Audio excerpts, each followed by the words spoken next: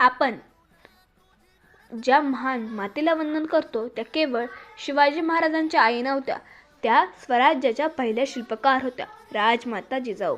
जिजाऊंच्या कुशीतून एक सामान्य बालक नाही तर रयतेचा राजा, स्वाभिमानाचा प्रत्येक छत्रपती शिवाजी महाराज घडले.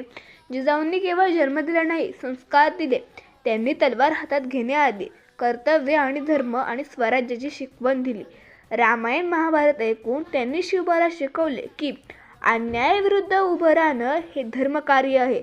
आपण आज शिवाजी महाराजांचा पराक्रम पाहतो.